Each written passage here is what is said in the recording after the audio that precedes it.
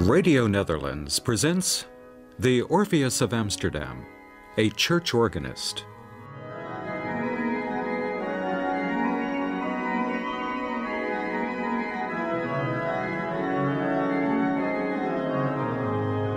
The nickname the Orpheus of Amsterdam was given to him by a poet, one of his friends. I think through his enormous skill in playing and composing, he got his fame in and outside Amsterdam. Let Swelink's picture attract your eyes, the ears he pulled himself when still alive. This epitaph appears on a portrait of the Dutch composer and organist Pieterszoon Sweelinck, the Orpheus of Amsterdam. The striking picture also graces the cover of a book by musicologist Peter Derksen. It's from 1606, so about the time when, in my view, Sweelinck started to compose keyboard music, so a very important period in his life.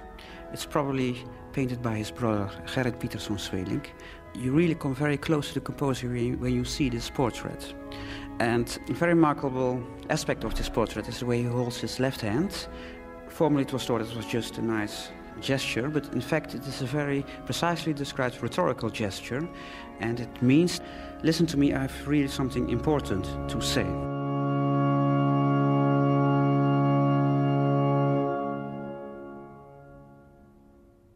I started organ playing when I was 10, and my interest in Sweelinck must have been shortly afterwards, because my teacher gave me a collection of simple pieces, Baroque and Renaissance pieces, and there were 2 pieces of Sweelinck, small pieces, included, and I found them very beautiful.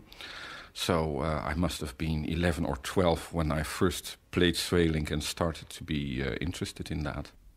Organist Peter van Dijk has had a lifelong passion for the music of Pieterszoon Sweelinck, who may or may not have composed the 17th century version of The Lord's Prayer, which you just heard played by Van Dijk on a 17th century Dutch organ. Sweelinck's music for organ and harpsichord is considered one of the most important repertoires in both early keyboard music and Dutch music history. Sweelinck was born in 1562 in Deventer, but soon moved with his family to Amsterdam when his father was appointed organist of the Oude Kerk, or Old Church. His father gave him his first music lessons, and by the age of 18, he replaced his father as the Oude Kerk organist, a position he would hold for the rest of his life. But according to Peter van Dijk, Sweelinck's career as a church organist began at a crucial turning point for music in the late 16th century. Just half a year after he became organist in the Oude Kerk, we had what we call in Holland the alteratie, the alteration, the transition, that the official religion was no longer the Catholic, Roman Catholic religion, but the Calvinistic religion. That meant a lot for the part of the music in the services. In the Roman Catholic services, there was always a lot of beautiful music, and there were singers, there were instrumentalists, there were organists, and in the Calvinist services, there was only the singing of the psalms by the congregation, in the beginning unaccompanied, because the organ was a terrible Roman Catholic instrument, so the Calvinists even tried to get the organs removed from the churches, but luckily they were paid by the city government, so only in Middelburg that really happened. But then while the organ was there, was played during the week in the concerts, but very soon already, the organ was then used to be played before and after the services for instructional purposes, because the Calvinists had a totally new repertoire of church music, the psalms, and these melodies were unknown. So it was the task of the organist to improvise or play composed pieces on those psalm tunes to have the people to get acquainted with them. And that was what Sweelinck only had to do in church.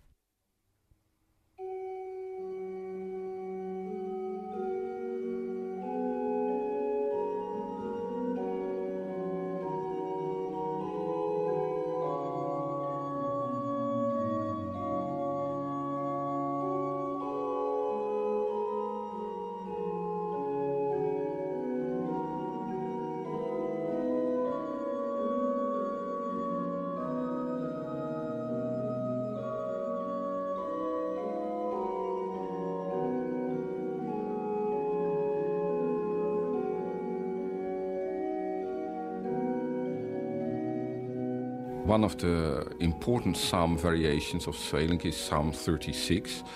Well, why is it important? Because it's a melody that's not only known by Calvinists, it's the tune we also know from Bach's Matthäus Passion, O Mensch, bewein dein Sünde groß. So it was a tune that originated in Strasbourg and was known also in the Lutheran churches. That's why this piece is, of course, popular, because many of the Calvinist psalms are only known to Calvinists. And this melody particularly is widely spread and everybody knows it. And the interesting thing also is that Sweelinck uses the melody in the three variations on three different places in the musical texture. In the first variation, let's say it's in the soprano, so you can hear it. Then it is in the middle voice in the second variation, and in the third variation, it's in the bass. And that was surely played on the pedals, because you cannot play them only with your hands unless you have 6 or 7 fingers at least at your left hand. And that, of course, meant that you can show the complete organ with pedals, and that also makes it a very important piece and a very popular piece in Sweelinck's oeuvre.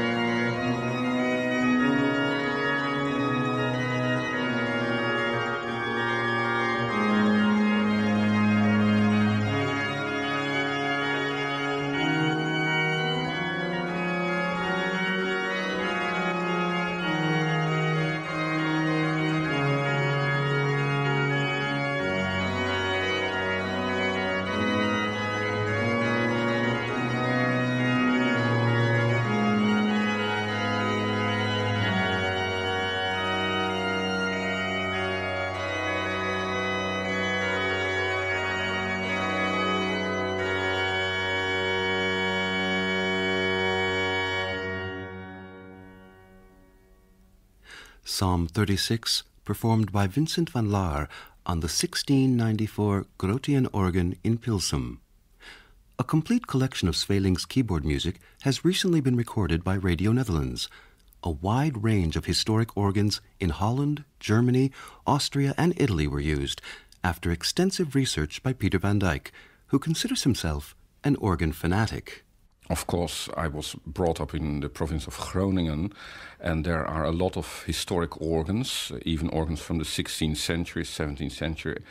And I was always very interested in the organs itself. So on Saturdays, I took my bicycle and tried to get in these churches and to play these organs and to look into them and see how they were built and why they were so beautiful. I think personally that this behavior of trying to get in churches and see and play the organs is very typical for organ fanatics. And beyond any doubt, Sweelinck was also an organ fanatic. In his later active working life, he was asked by many occasions to come and examine the organs after repairs or even after they were just built. How did he get this knowledge? He must have known how an organ was constructed, and he must have seen organs. Well, we know of 9 organ trips. They are documented in archives. So you can imagine, because many archives are lost, that the amount of trips, the number of trips was much larger. The choice of organs to record Sweelinck or to play Sweelinck on is quite difficult, because the organs in the Oude Kerk in Amsterdam, they were replaced by other instruments, and both the organs were built by the, in his time, famous organ builder Hendrik Niehoff, and none of the instruments of Hendrik Niehoff survived. So a real Sweelinck organ doesn't exist. And of course, we also have to look down to the organ builders which Sweelinck visited, or visited organs of these organ builders. In Holland, we have still a few historic organs from this period or even before. For instance, the small organ in Alkmaar It dates from 1511. It's built by Jan van Covelens, and Jan van Covelens was the teacher of Hendrik Niehoff. Sweelinck knew organs of Jan van Covelens because in Amsterdam there was also one. He even might have gone to Alkmaar and heard this organ. So that's an organ where you can very well play Sweelinck on. It's only a small two-manual organ, a little bit like the small organ in the Oude Kerk in Amsterdam. Bernard Winsemius plays O God die ons Vader on the small organ in Alkmaar's Laurenskerk.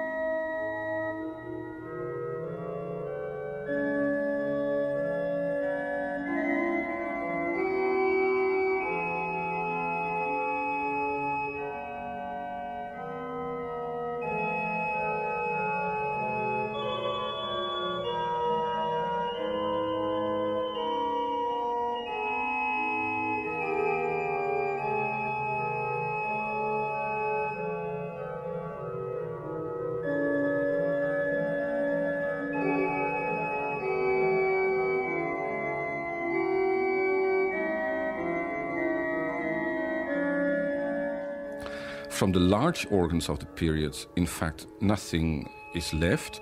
But just after Sweelinck and just after Hendrik Niehoff, his organ builder, we have the famous family of organ builders van Hagerbeer, who were in fact the successors of Niehoff.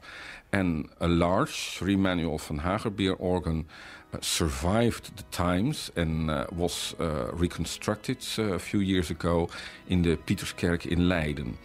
And that's really an organ very much still in the aesthetics of Jan Pieterszoon Sweelinck's sounds.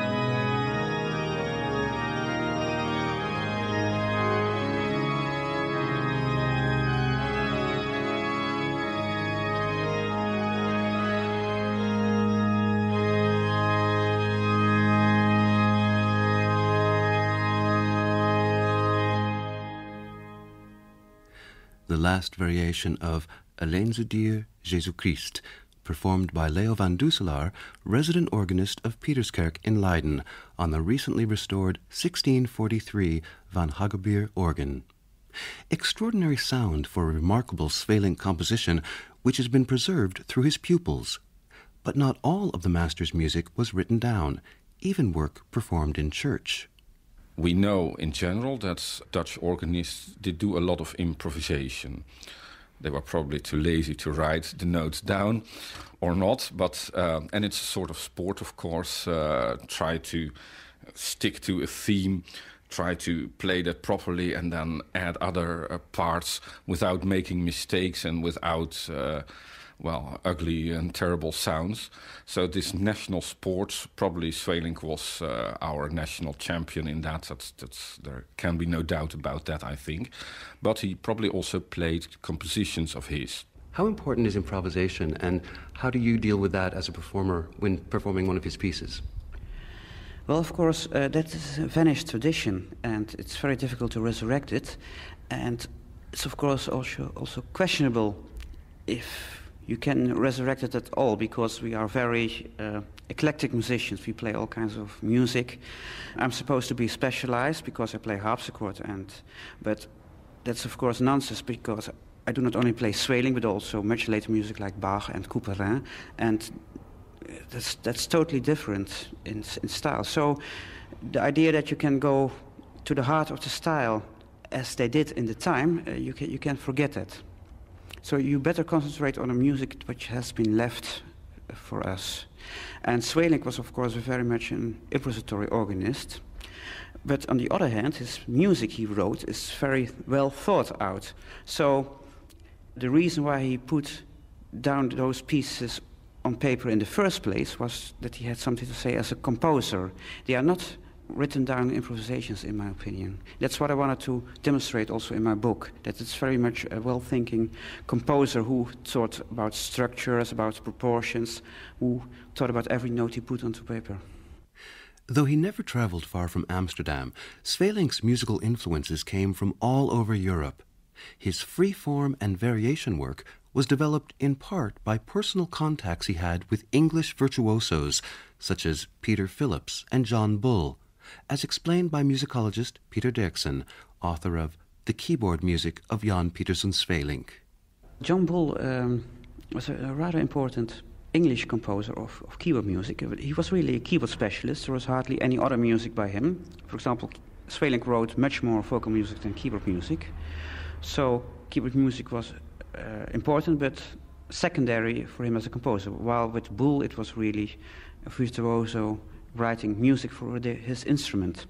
And somehow in the early 1600s, Sweelinck established probably a contact with Bull, but certainly learned about his music. And we see many reflections of Bull's music directly in Sweelinck's music. In my book, I try to demonstrate that several pieces by Bull directly stood model for pieces by Sweelinck.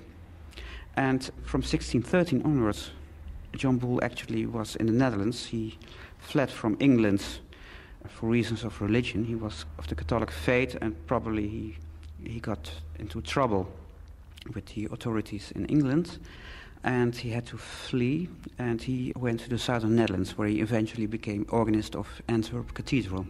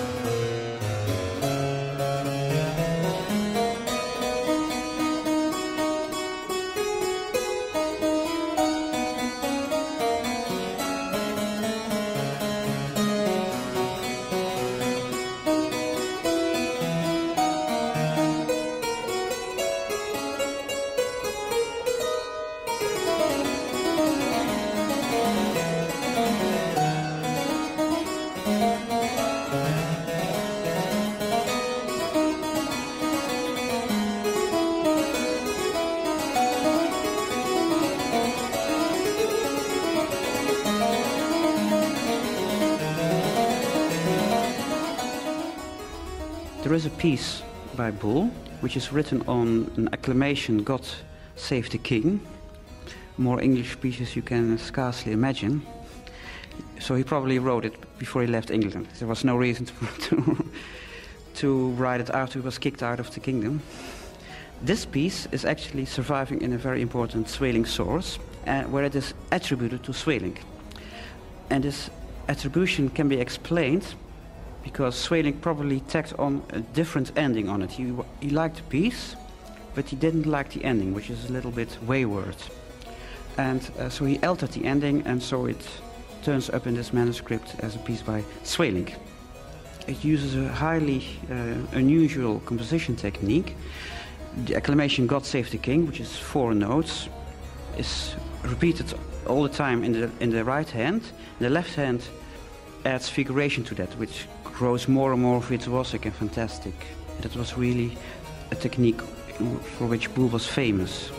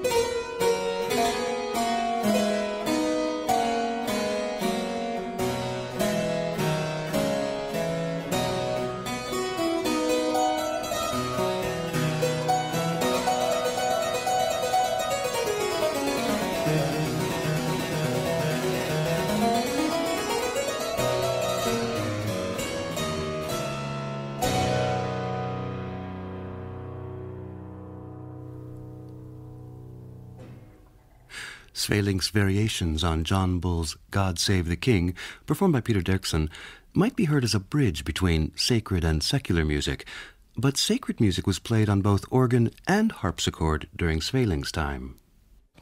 A lot of music was played in the houses of Calvinistic people. In church, you only were allowed to sing the psalms slowly and loud.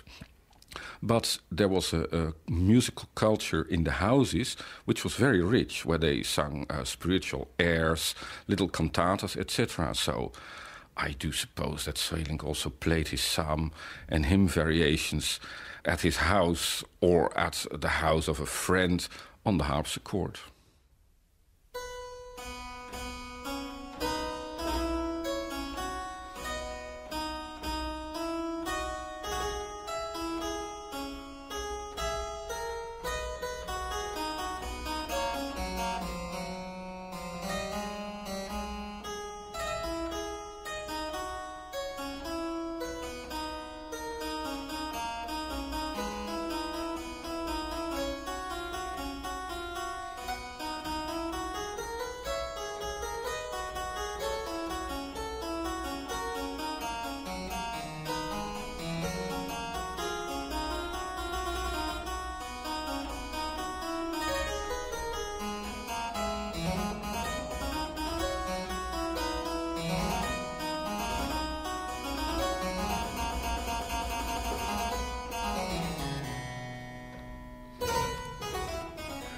Psalm 140, performed by Peter Jan Belder.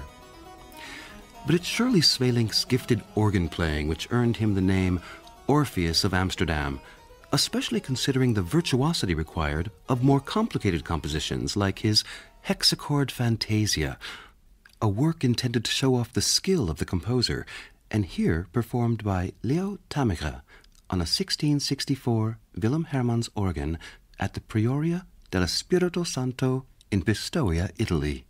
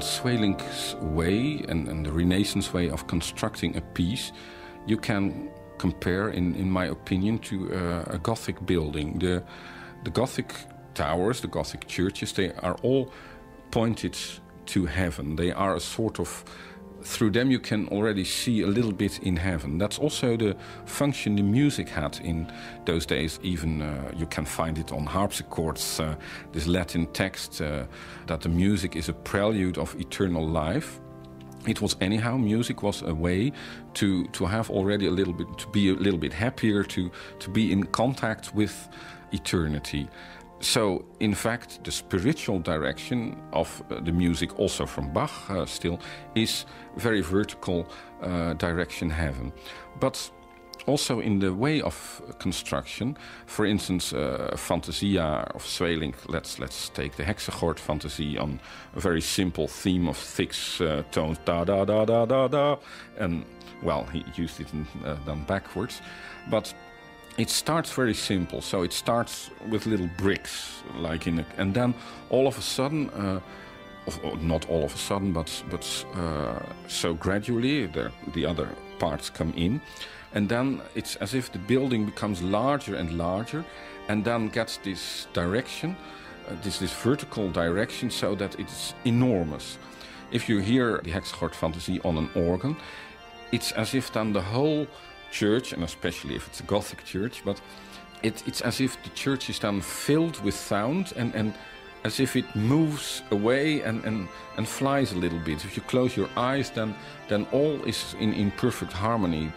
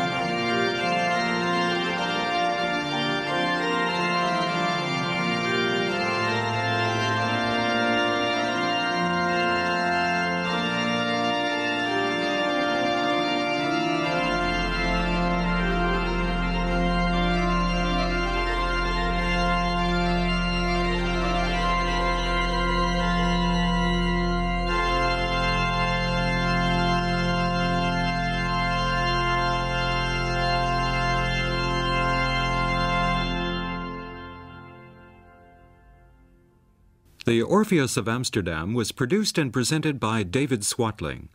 Technical production by Alex van Hoorn. This has been a Radio Netherlands presentation.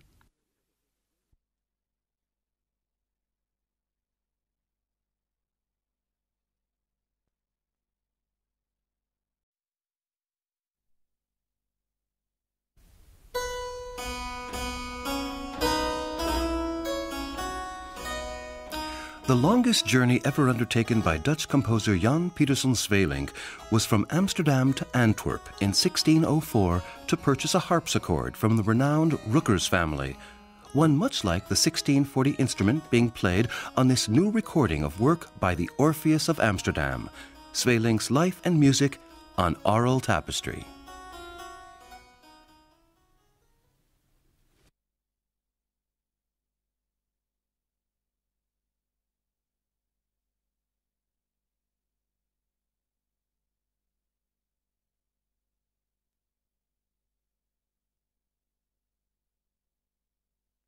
Weaving the threads of art, culture, and history, David Swatling creates an oral tapestry.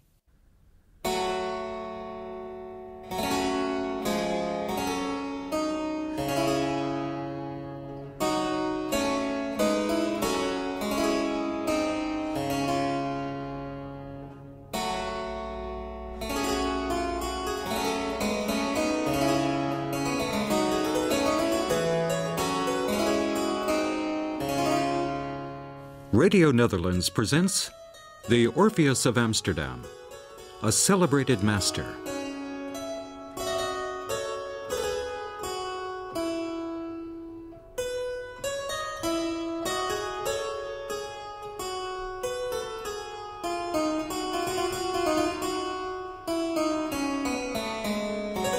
Most of the sources are actually from after Sweelinck's death, which is highly unusual for composers of that time.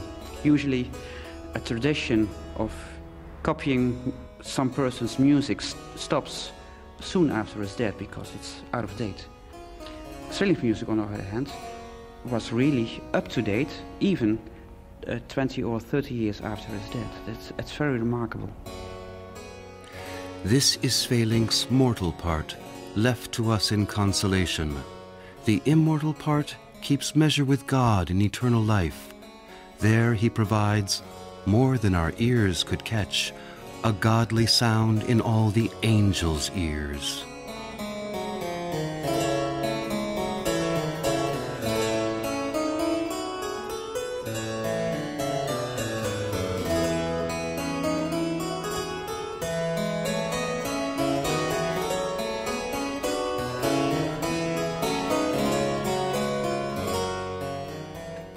The epithet written by the great Dutch poet Joost van der Vondel on the death of Jan Pieterszoon Sweelinck in 1621 reflects the great fame and admiration the Orpheus of Amsterdam had achieved all over 17th century Europe. His early choral work and later keyboard music broke new ground by drawing from many sources, and students of the celebrated master spread his musical innovations far and wide. The popular 17th century tune Engelse Fortuin, we just heard, was performed by musicologist Pieter Derksen, author of The Keyboard Music of Jan Pieterszoon Sweelinck. Most musicians in those periods adhered to certain schools, to certain styles, and they were bred into the tradition.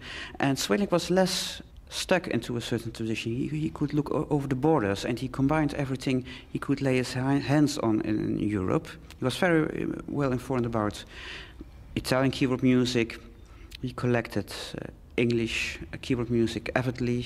He knew about French and German traditions. So he was very much an internationally oriented composer, and very consciously so.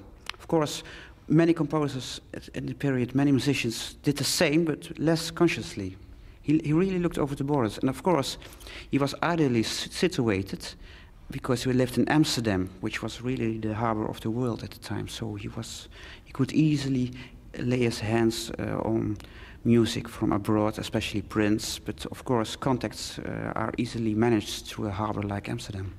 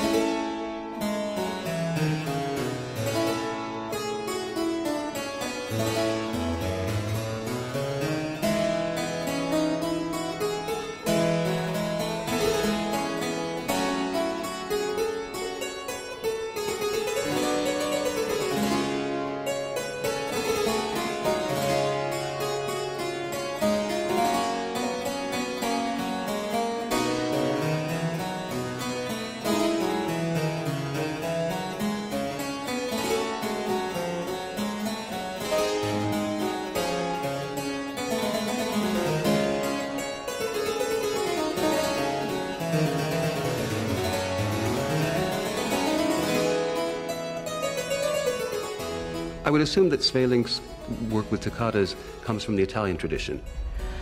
Yes, with the toccata, it's very clear-cut where he gets his inspiration from, because the toccata was a completely Italian form at the time. It was unknown in the north. Sweelinck really introduced it single-handedly to the north, and there was not that much following yet in his time. So he really was very individual about it, that he took this form all the way from Italy and planted it here. What is really significant about his toccatas is that they are all different. They have all a certain touch of their own. That it's typical of Sweelink's compositional thinking. He was really thinking about solving a problem and doing something else in the next toccata or the next composition.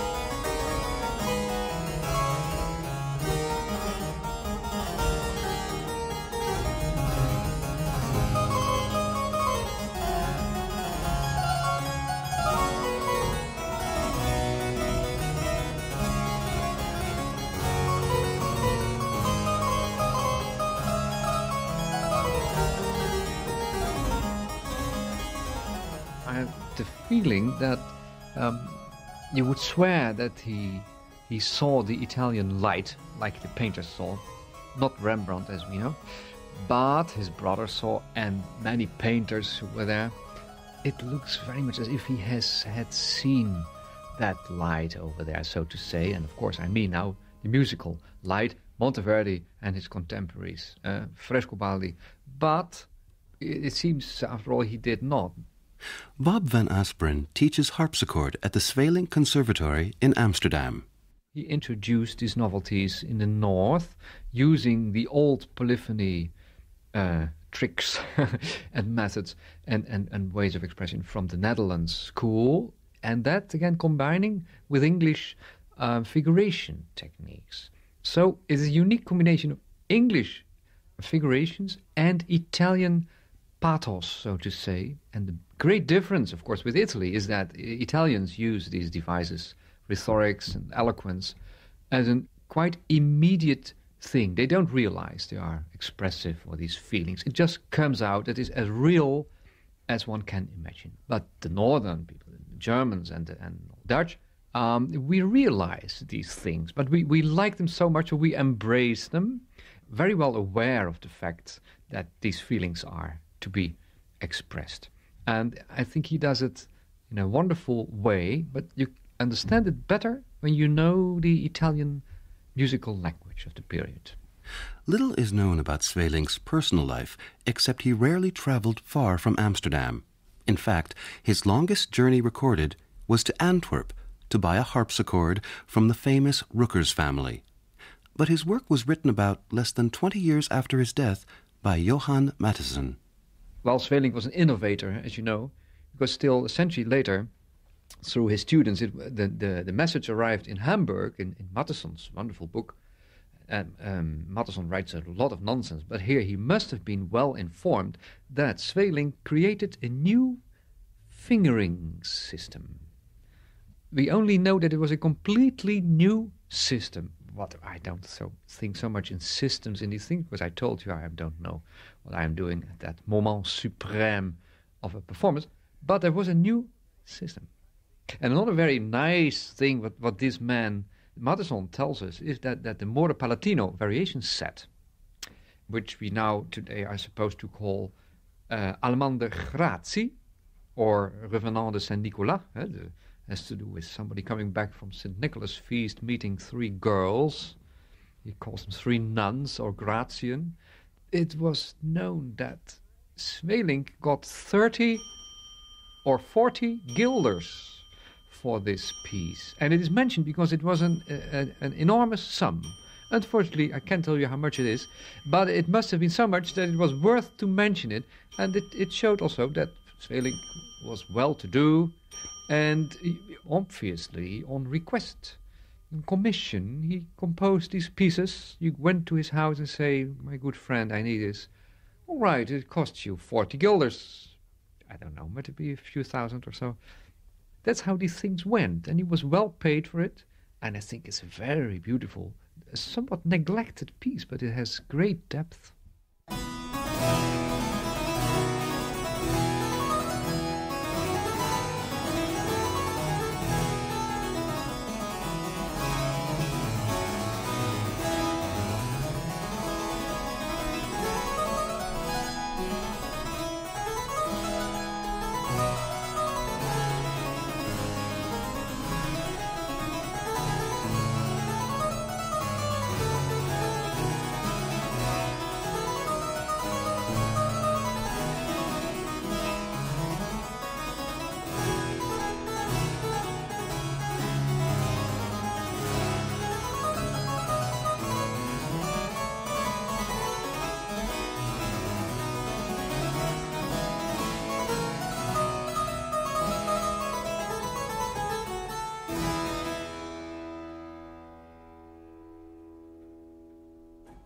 What is it about this instrument that makes playing Sweelinck on it particularly special?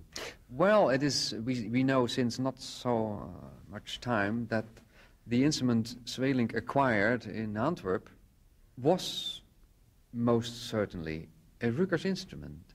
The lid was refound, and it was painted in a particular metaphorical style for the Amsterdam burgomasters. They ordered it, and Sweelinck went to Antwerp to buy it. By the way, he had more instruments at his home. Sweelinck had at his home several instruments, and we made advertisements for that people could go and see and probably buy as a sort of dealer for instruments. He bought them and sold them. So we know quite for sure that we are playing on an instrument here of the type Sweelinck must have had, and that must have inspired him. And he wouldn't have composed his pieces this way if he didn't have this sort of instrument at his disposition. It was surely the best he could think of, so he must have been content with it. And I must say, it's an interesting thing I noticed, that you learn new things from these pieces, which I've been playing also, some of them for decades. But I hear now, the instrument gives it, new elements, new values, new lines, which were obscured until now on modern instruments. That's true. And this is a rare, old instrument with great qualities.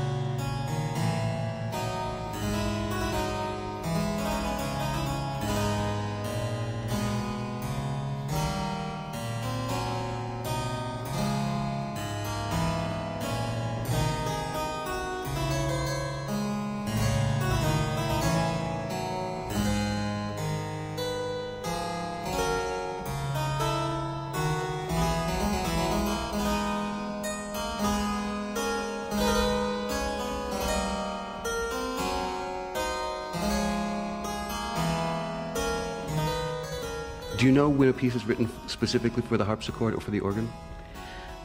Sweelinck almost nowhere indicates it, what he wants exactly, but from different details and also from the sources itself, you can say, well, those pieces are more likely to have been written primarily for the harpsichord and others for the organ. And this is a little bit at odds, this idea, with the general idea cultivated so far about keyboard music of Sweelinck's time, that it doesn't matter on which instrument you play it. I don't think that it's true. They were much more conscious about the quality of different keyboard instruments at the time, as we nowadays realize. Of course, there are huge differences in sound production and playing and touch between, for example, a harpsichord and an organ. So sensitive composers like Sweelinck and many of his contemporaries were already aware of that, and that you see reflected in their music. And it is especially true with Sweelinck. Our project with the recording of Sweelinck's organ and harpsichord music does bear that in mind. So we really divided up the repertoire of Sweelinck's keyboard music into music which is really for organ and really for harpsichord, and then you have a department of pieces in which it is less clear-cut, and then we recorded on both instruments. In my opinion, most of the pieces are either better as an organ piece or a harpsichord piece, but that never should keep you from trying it on the other instrument. And then it brings out, indeed, a different quality. So you play differently, you should really play differently. But that does not take away the fact that, for example, a piece like the Fantasia Chromatica, which is much played by the organists, is much more effective on the harpsichord, I think.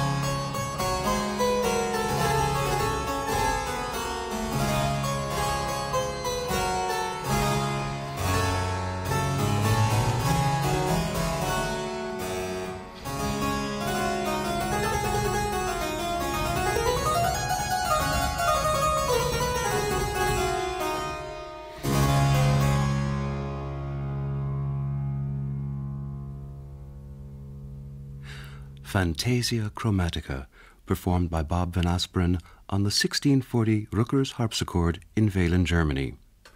The complete collection of Swelink's keyboard music, recorded by Radio Netherlands, also used historic 16th and 17th century organs in Holland, Germany, Austria, and Italy. The project was initiated by organist and musicologist Pieter van Dijk. There are pieces where it's completely clear that they are meant for the organ because you don't have enough fingers to play all that's written, and especially, of course, when there is a melody, a cantus firmus, in long notes in the tenor or mostly in the bass, then you can imagine that it was played in the pedals. There is, from one of the pieces of Sweelinck, the Fantasia mit Bindungen, with ties, a sort of, in Italian style, durezze e ligature piece, where all kinds of dissonance go slowly forward. There is a version of that, a very corrupted version, but perhaps because of that very attractive, where the title is Preludium Pedaliter. And if you have a little bit of imagination, you can also play this Fantasia mit Bindungen. You can play a lot of the bass part very well in the pedals. Well, that's also psychologically. When you are an organist, you use the pedals. I remember when I started organ playing at 10, I wanted to play the pedals. I was too small almost to reach them, but that was, you really, so that belongs to the organ, to the soul of the organ. I don't believe that Sweelinck almost didn't use the pedal, and then all of a sudden his pupils start suddenly to use the pedal quite a lot. So there must be a transition, and it could be very well possible that Sweelinck was one of the first to really use the pedal a lot, not in the way Bach used it, but then again we are 2 centuries almost later, but certainly he used it a lot. You're an organist or you're not an organist, that's the question.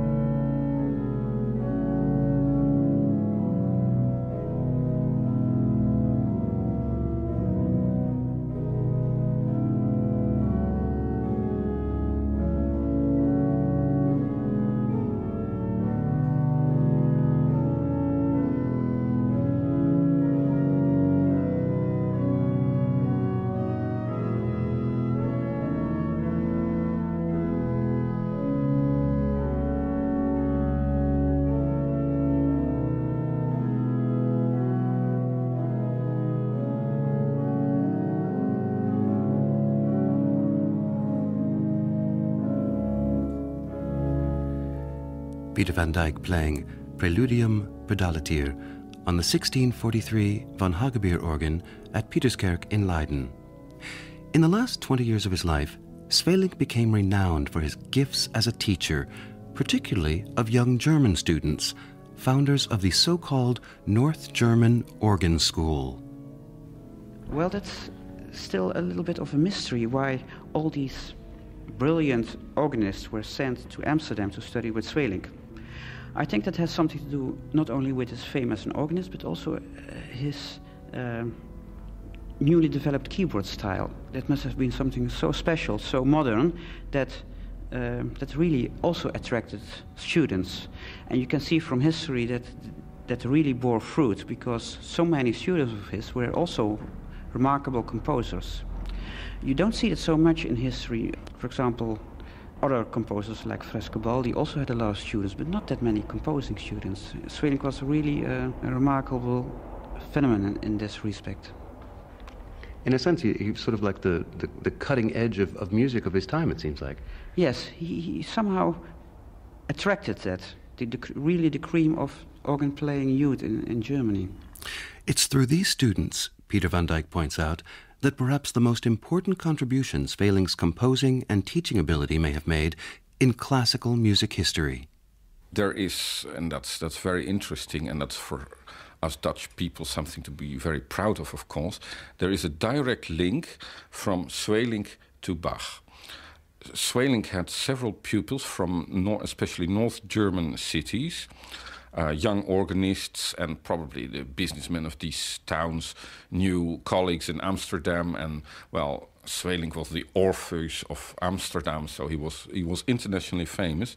So from Hamburg, Lübeck, Halle, the cities sent their young, talented organists to Sweelinck to study. They came back with not only Sweelinck's music, that's how it's preserved, but also, of course, with the skills and especially the techniques they learned. And for instance, the Sweelinck pupil Heinrich Scheidemann in Hamburg, he passed those skills on to other younger organists, and so there is a direct line pointing in the direction of Bach. Of course, with Bach, it's the same as with Sweelinck. We don't know exactly who his real teachers were, but both from Bach and Sweelinck, we know they studied a lot of compositions. So not only they had a sort of real teacher, but in the 17th or 18th century way, so to say, they also had teachers on paper, these compositions. So you could say a sort of virtual teacher. And, well, especially like that, but also in reality, because Bach visited Buxtehude. Buxtehude studied probably with Scheidemann. So there is a link from Sweelinck to Bach. And if you want to continue that link from Bach onwards, you can end somewhere in the 20th century. A talented student always does other things than his teacher taught him. We'll close with one of Sweelinck's most famous compositions, Mein junges Leben hat ein Ende, performed by Siba Henstra.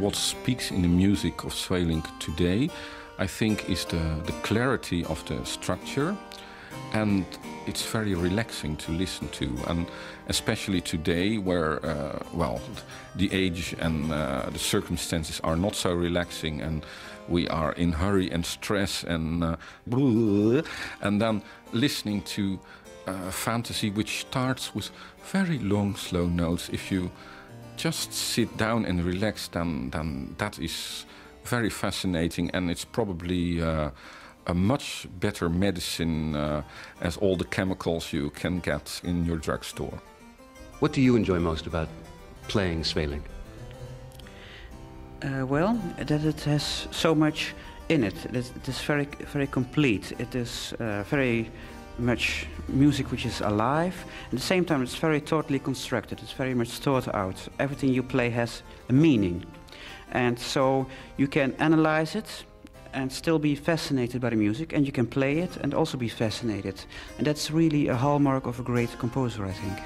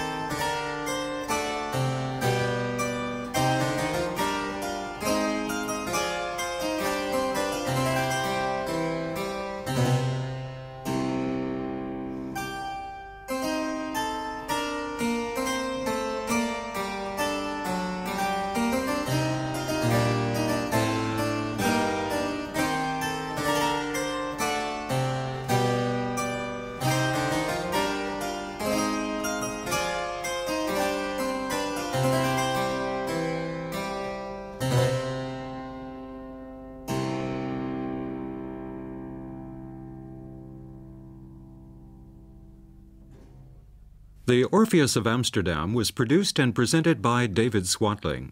Technical production by Alex van Hoorn. This has been a Radio Netherlands presentation.